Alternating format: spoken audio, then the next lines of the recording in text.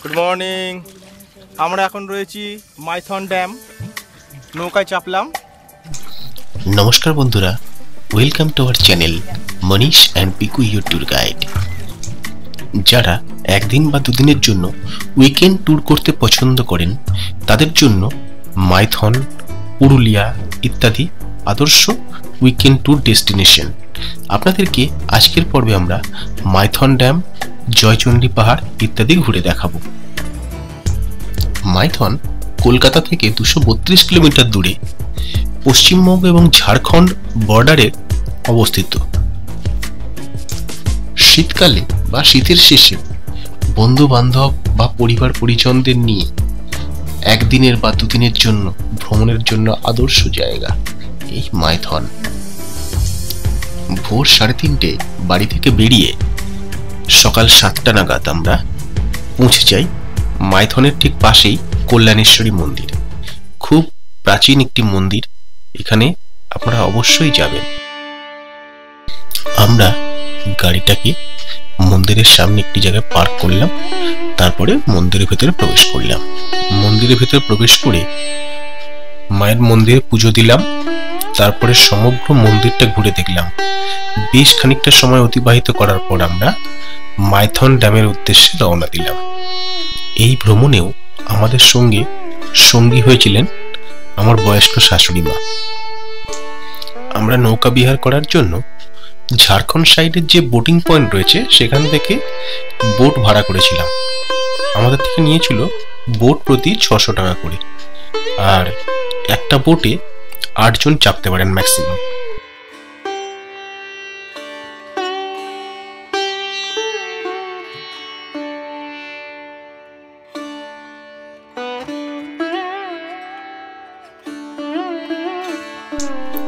যারা ট্রেনে আসবেন তাদের জন্য কলকাতা থেকে সবচেয়ে ভালো ট্রেন হলো ব্ল্যাক ডায়মন্ড এক্সপ্রেস, যার নাম্বার হলো 22387। এই ট্রেনটি হাওড়া থেকে ছাড়ে সকাল 6:15 এবং সকাল 10:15 কুমারডুবি স্টেশন পৌঁছে যায়। কুমারডুবি স্টেশনে নেমে মাত্র 15 থেকে 20 মিনিট সময়ের মধ্যে আপনি মাইথন ড্যাম পৌঁছে যাবেন। কুমারডুবি স্টেশনে নেমে আপনি গাড়ি বা অটো যে কোনো কিছু রিজার্ভ করে নিয়ে পৌঁছে যান মাইথন ড্যাম। কুমারডুবি স্টেশন থেকে মাইথন ড্যাম যদি আপনি শেয়ার অটো রিক্সা যেতে চান তবে আপনাকে 60 টাকা করে ভাড়া দিতে হবে, আর আপনি যদি এর সঙ্গে কল্যাণেশ্বরী মন্দির করতে চান তাহলে আপনাকে কিন্তু রিজার্ভ করতে হবে। এখন আমরা এসেছি মাইথন ড্যামের মাঝখানে একটা ছোট্ট দ্বীপ। এখানে এই দ্বীপে নৌকায় করে এসেছি আমরা। এখানে ছবি টবি তুলবো। পিকু বসে আছে।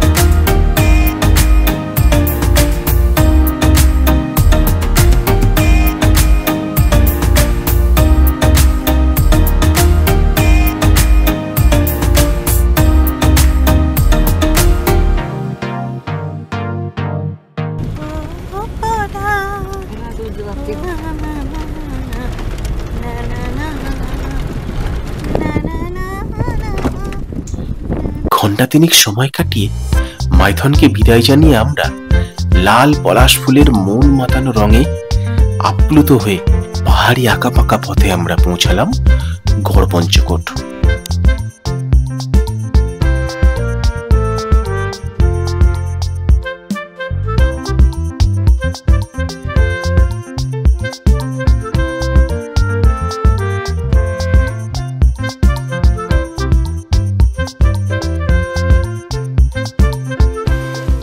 এখন রয়েছি আমরা গড়পঞ্চকোট যে রাজগড়। পঞ্চকোট পাহাড়ের পাদদেশে অবস্থিত রহস্যাবৃত ধ্বংসপ্রাপ্ত দুর্গটি গড়পঞ্চকোট দুর্গ নামে পরিচিত। শোনা যায় রাজা দামোদর শেখর 90 খ্রিস্টাব্দে পুরুলিয়া জেলার ঝালদা অঞ্চলের 5 জন আদিবাসী সর্দারের সাহায্য নিয়ে এই স্থানে তার রাজত্ব গড়ে তোলেন এবং সেই থেকে এই জায়গাটির নাম হয় গড়পঞ্চকোট। প্রায় 5 মাইল বিস্তৃত এই দুর্গটিতে 40টি পাথর এবং পোড়ামাটি দিয়ে ছোট বড় অনেকগুলো মন্দির ছিল।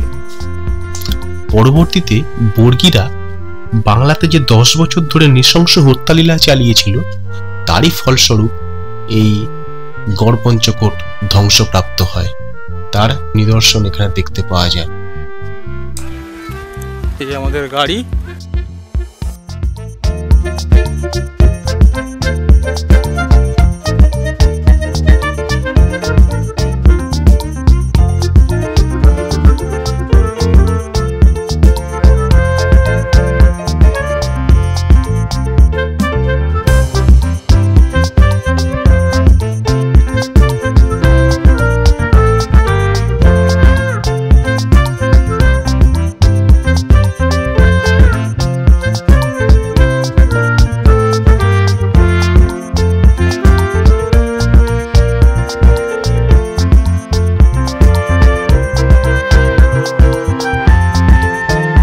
এরপর গড়পঞ্চকোট থেকে বেরিয়ে মাত্র 13 কিলোমিটার পথ জার্নি করে 40 মিনিট সময় লাগলো আমরা পৌঁছে গেলাম বড়ন্তি।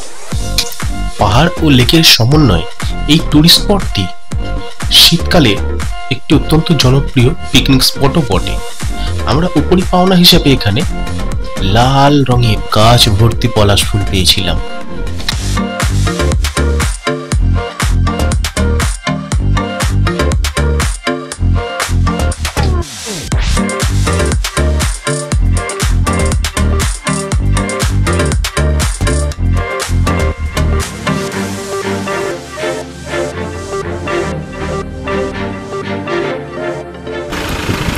অবশেষে বেলা 2টোর সময় আমরা রঘুনাথপুরে খাওয়া দাওয়া করার পর জয়চণ্ডী পাহাড়ে এসে পৌঁছালাম। আমি ভিউটা দেখাচ্ছি কীরকম দেখতে লাগছে। এখানে একটা টিলা দেখা যাচ্ছে, তাদের অনেকগুলো তাল গাছ রয়েছে। তারপরে এইখানে একটা মঞ্চ মতো করা আছে। আর জয়চণ্ডী পাহাড়ে যে টিলাগুলো, এই সেই টিলা। এখান থেকে দেখা যাচ্ছে ওই যে পাহাড়ের মাথায় একটা ঝান্ডা ঝুলছে, ঝান্ডা উড়ছে। এইখানটাতে রয়েছে মন্দির। এখানে সিঁড়ি ভেঙে উপরে উঠতে হয়, উঠে মন্দিরে যেতে হয়। 700খানা সিঁড়ি ভেঙে উপরে উঠতে হয়। এই একখানা টিলা আছে জয়চণ্ডী পাহাড়ে। এতগুলো টিলা দেখতে পাওয়া যাচ্ছে। মা গাড়ির ভেতরে বসে আছে।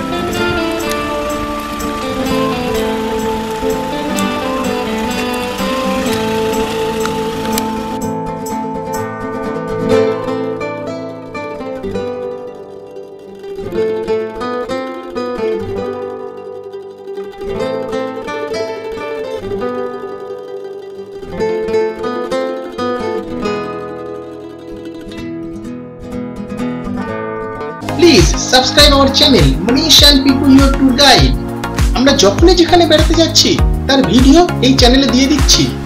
আপনাদের যদি ভালো লাগে তবে লাইক, শেয়ার, কমেন্ট করতে ভুলবেন না কিন্তু। আর হ্যাঁ, সাবস্ক্রাইব করার সময় বেল আইকনটি অবশ্যই প্রেস করে দেবেন। তাহলে আমাদের নতুন নতুন ভিডিও সবার আগে আপনার কাছে পৌঁছে যাবে।